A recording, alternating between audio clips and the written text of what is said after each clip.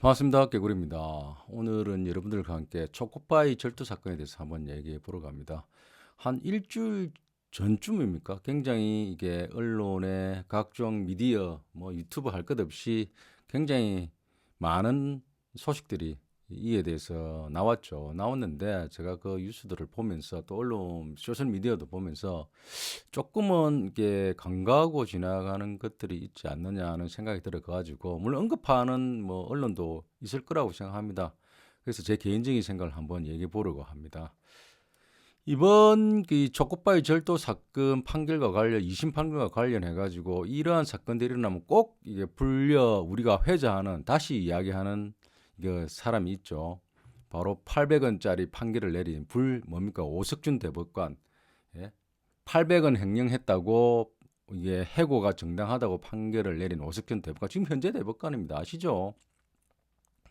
모르시는 분들을 위해서 제가 내용을 간단하게 설명해 드리면 2010년에 한 버스 기사가 400원씩 두 차례에 뭡니까 커피 아마 사 먹는다고 그랬던 것 같은데 이 400원 두 번을 해가지고 커피 빼먹었다고 해가지고 횡령으로 해가지고 해고 회사에서 해고를 시켰는데 이것이 중앙노동위원회에서는 이게 무효 판단을 했는데 이걸 뒤집고 해고가 정당하다고 대법원 판결을 내린 사람입니다. 이게 오석준 대법관이 현재 대법관이죠. 그런데 이 대법관이 문제가 이게 임명 과정에서 문제가 됐던 굉장히 말이 많았던 이유가 뭐냐 하면은 이게 800원 이게 횡령해가지고 횡령인지 모르겠습니다만 횡령이는 횡령이죠. 그래가지고 이거 커피 빼먹었다고 해고가 정당하다고 판결을 내렸으면서 2011년에 이게 이 국가정보원에 누군가가 뭐 A씨라고 하죠. 국가정보원 소속의 A씨가 성접대를 받은 것으로 받았다는 이유로 해가지고 이게 파면된 건 사건에 대해서는 징계가 과도하다 해가지고 이 국정원 A씨의 손을 들어준 바가 있습니다.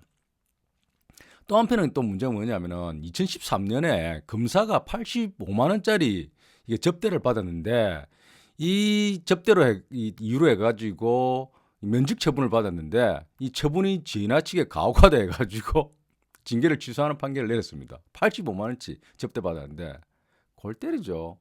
아니 400원씩 두 번 해가지고 800원 이거 가져가서 커피 빼먹었다고 해고가 정당하다고 골 때리죠.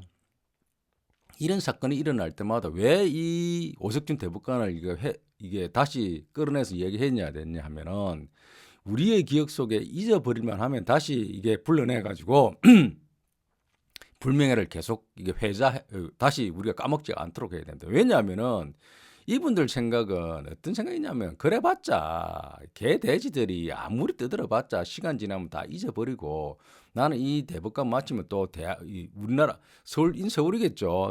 서울에 있는 모 대학에 가가지고 자리 하나 대법관 있네 하고 자리 하나 깨차고 또 앉아서 월급 탁탁 받아 또 막다박 받아갈 거라고 생각할 겁니다. 이게 안 그러면 또 뭡니까 유명 뭐 김현장이나 이런 데 가겠죠.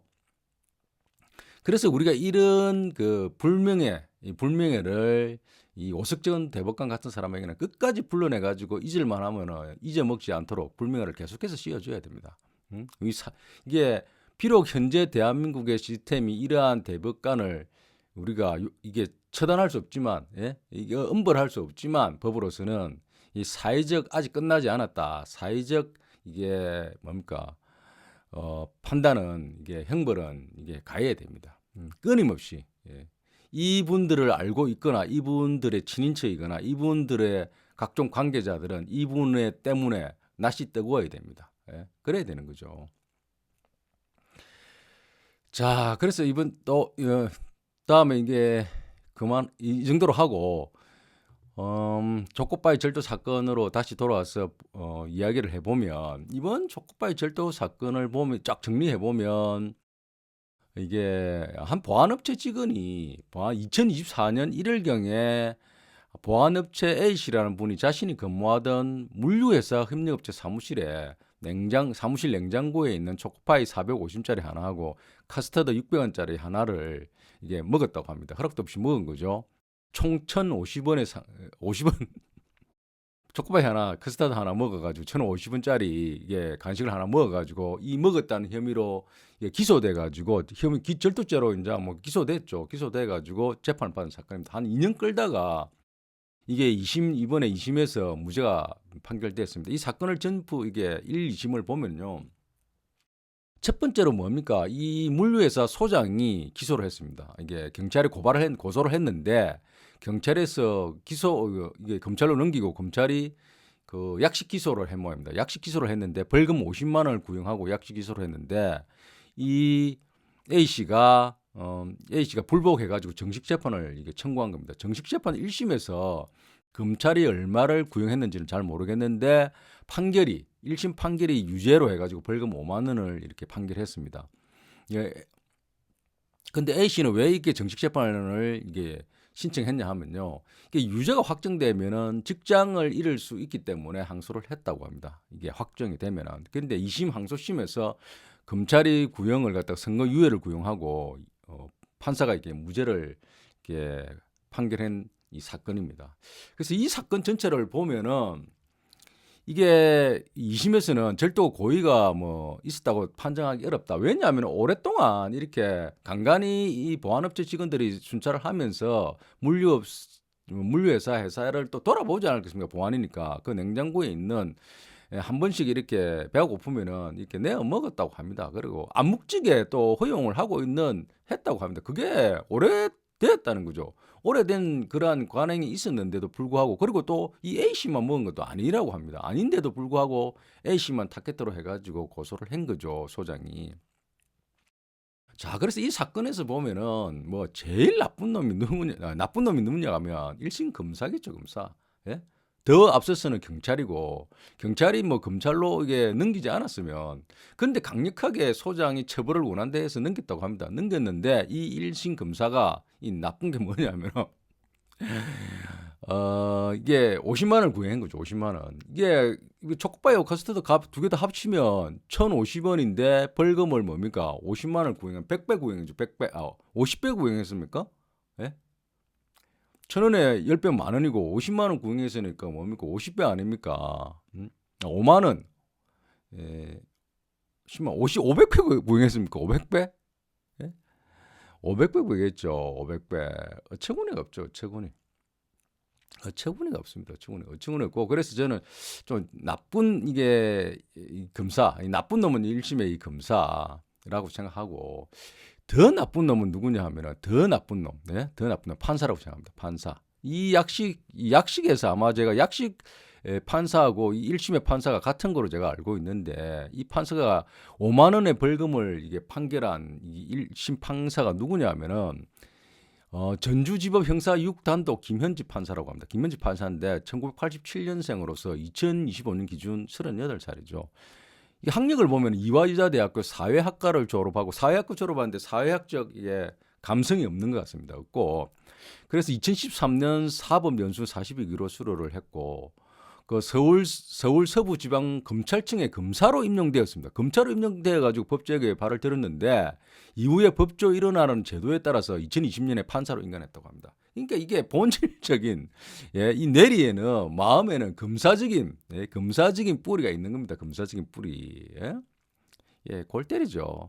이런 걸 보면은 뭐 법조 일원을 해가지고 이게 판사, 변호사 이런 사람들이 검사, 변호사들이 판사를 하는 제도가 있는 것 같은데 썩 뭐 좋은 점만 있는 건 아니다. 다양화를 위한 이런 것도 필요하다고 하지만 좋은 것만 있는 거다는 거 아니라는 걸 알 수 있죠. 그래서 나쁜 놈이 이렇게 뭡니까 경찰을 포함한 이게 검사고 더 나쁜 놈은 판사죠, 판사. 말도 안 되는 거죠, 이게. 그 다음에 그러면 제일 나쁜 놈이 누구냐? 이 제일 나쁜 놈을 이게 알아보기 위해서는 이 사건의 본질을 조금 봐야 됩니다. 뭐냐면은 이 사건이 일어난 곳이 현대자동차 전주공장 출고센터입니다. 출고센터 내에 여러분들 이 자동차 이게 사가지고 이게 대리점에서 찾는 분도 계시지만 돈이 아까워가지고 출고센터로 직접 가가지고 찾으시는 분도 계시죠? 계십니다. 저는 뭐 자동차 회사에서 근무를 했기 때문에 잘 알고 있습니다. 이게 출고센터에 가면은 물류를 전문적으로 하는 뭐 회사도 있고 이게 운송하는 기사분들이 항상 대개가 있죠. 그 물류업체 사무실이 당연히 전주 출고센터 내에 있죠. 대부분 다 내에 있습니다. 내에 있으면 거기를 인제 상시 이렇게 보안을 담당하는 보안회사가 있었다는 거죠. 제가 말씀드리고 싶은 게 뭐냐면 이 물류회사나 보안업체는 그야말로 현대자동차의 얼중의 얼입니다. 얼중의, 얼중의. 예? 현대자동차가 맘만 먹으면 당장 내일이라도 이게 물류회사 끊고 보안회사 바꿀 수 있습니다. 그러니까 뭐냐면은 현대자동차에서 이게 하라는 대로 하지 않을 수 없는 위치에 있는 얼중의 얼이라는 거죠. 예? 여러분들 조금 큰 회사에 다녀보면은 보안과 이게 보안 담당과 이런 각종 사내에 이 을 회사들이 많죠. 예? 협력업체들이 많이 있습니다. 청소 담당부터 해가지고 뭐 많이 회사마다 조금 다르긴 하지만 협력업체들이 많은데 그 협력업체들은 회사가 마음만 먹으면 언제라도 바꿀 수 있습니다. 그렇기 때문에 이 물류업체 소장이 고소를 할 수밖에 없었을 것입니다. 왜냐하면은 그러한 내용들을 몰랐겠습니까? 수년 동안 그런 일이 계속돼 왔었다고 알고 있는데, 그리고 A 씨가 이 하청업체를 15년간 다녔다고 합니다. 15년간. 15년간 다니면서 그러면 이 소장관 몰랐겠습니까? 잘 알고 있는 또 뭡니까? 같은 회사 직원처럼 얼굴을 잘 아는 사람이었을 것입니다. 여러분들 큰 회사 다녀보면 어느 정도 회사 이 규모에 있는 이런 회사를 다녀본 줄 아시죠? 그래서 저는 이 사건의 본질은 현대자동차의 인사 노무를 담당하는 사람들의 작품이라고 저는 봅니다. 제 개인적인 생각으로는. 왜냐하면은 이 하청 물류업체 소장이 1,050원짜리 초코파이 400원하고 650원짜리 카스타드 하나 먹었다고 고소를 하고 있었겠습니까? 얼굴 맨날 보는 보안 직원을 갖다가 고소하고 있었겠어요? 그러니까 이거는 누군가가 불러가지고 고소해라. 고소하지 않으면 이게 없다. 너희 물류회사 계약이 없다. 계약 해지하겠다. 당연한 거죠. 뱉어낼 수가 없습니다. 저도 이게 뭡니까 나름 대기업에 다녀가지고 이런 협력업체에 대해서 이 어떻게 관리하는지를 옆에서 또 본질적으로 또 이 뭡니까 협력업체 관리하는 인사 노무를 봐왔기 때문에 잘 알고 있습니다. 찍소리 못하죠. 뭐 해라는 대로 해야 됩니다. 살아남기 위해서는. 이 고소를 했던 거죠. 고소를 하면서 뭡니까 강력하게 처벌을 요구한다. 1,050원 초코바이 카스타드 먹었다고 강력하게 처벌을 원한다. 왜? 강력하게 처벌을 해야 이게 해고를 할 수 있는 거죠. 해고를. 자, 본질질이 뭐냐면은 이 A 씨가 이 하청업체의 뭡니까 이게 근무 조건 열악한 근무 조건을 좀 개선하고자 노동조합 활동을 했다고 합니다. 소위 현대자동차 전주공장 비정규직 지회의 조합원이었다는 거죠. 조합원 제가 알기로는 보니까 이 조합 활동을 하고 있다 보니까 계속해서 이게 임금 인상과 이 근무 근로 조건을 개선하고자 하는 활동을 하니까 결국은 뭡니까 이 보안업체라든지 보안업체에서는 해결해 줄 수가 없는 거죠. 왜냐하면은 갑 회사인 현대자동차에서 조건을 좋게 하지 않는 계약을 하지 못하면은 받아내지 못하면은 해줄 수 없는 상황입니다. 결국은 이 임금이라든지 모든 조건을 현대자동차 전주공장에서 결정하는 거죠. 그러면 이 협력업체 담당은 당연히 인사노무팀에서 결정을 하는 거고요. 그런 겁니다. 이게 안 봐도 비디오죠. 안 봐도 비디오. 예? 자, 그래서 이 뭡니까 전국 금속 이 분이 A 씨가 소속되어 있는 전국 금속 노동조합의 이 내용들 이게 언론 이게 브리핑한 걸 보면은 이 사건은 단순한 절도 사건이 아니라 노동조합 활동을 제약하거나 탄압하기 위한 목적으로 한 사건이라는 거죠. 원천사 현대자동차죠. 개입 없이는 발생할 수 없는 일이라고 하고 주장하고 있는 거죠.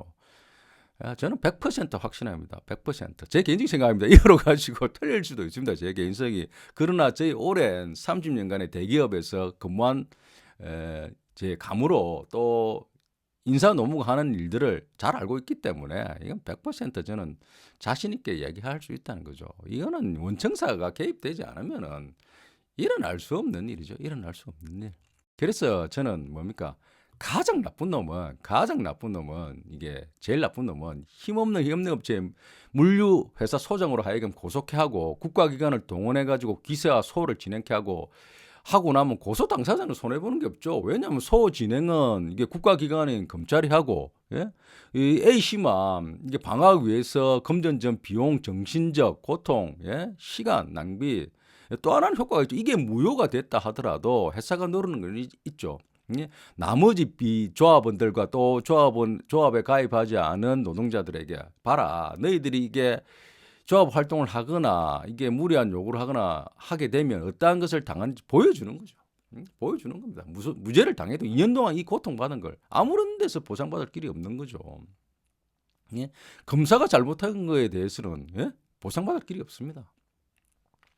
그래서 제가 볼 때 제일 나쁜 놈은 검찰보다 더 나쁜 놈은 검사보다 더 나쁜 놈은 판사, 제일 나쁜 놈이 자본인, 인사와 노무를 담당하는 자본입니다. 자본. 이 사건은 촉구바이 절도 사건은 단순하게 이게 뭐 개인의 일탈적인 사건, 그리고 판사와 검사 판사를 지탄하면서 예, 감수성이 없다, 사회적 공감 능력이 없다, 이런 걸 떠나서 이 사건 자체가 아직도 우리 사회에 변하지 않는 이 자본의 형태에 대해서 이게 말해주는 사건인 것입니다.